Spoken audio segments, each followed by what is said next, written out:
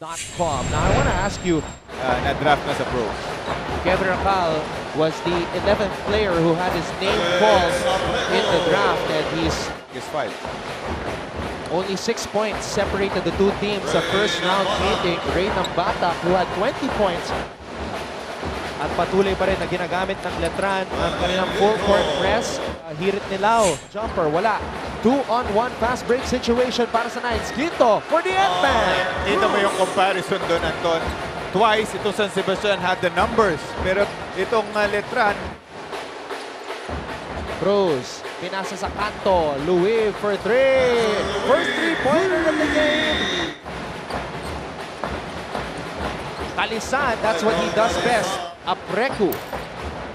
Pinin. Costello. Pinasa kay Ortoste. Ortoste. Gets the basket. Ravel Ches, the Miss NCAA winner, representing. Ngayon, pagkakataon para ma-set up ang triangle. Quick attack. Dito, handoff kay Ortuste, ang unang three-pointer ng San Sebastian dito sa laban na to. Mark Cruz. Pinasa kay Nambata. Nambata, umatake. Stumemba, tumira. Pasok. Ray Nambata. Number 10 score in the NCAA. Averaging 16.6 points per game. Samantala, Michael Calisan umiinit na. Pero gutom ang buong Letran community sa kanika nilang eskwelahan. yan mga yan ang nagbibigay ng storya dito sa mga buhay ng mga basketball players. 10, but it was the fourth quarter na talagang umulagawa yung Letran. And in this game, yun ang kailangan pagtuunan ng pansin.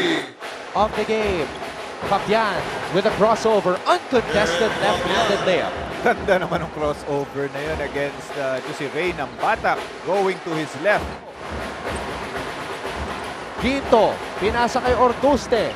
Ortuste, umatras, tumira, pasok, Jamil Ortuste. Yan, Costello, dumidiskarte, Costello, Wow! lamang ang San Sebastian. A good play by Coach Rodney Santos after that timeout. Everybody seems stunned dito sa loob ng arena sa lungsod ng San Juan. Biglang tumahimik, Coach Olsen.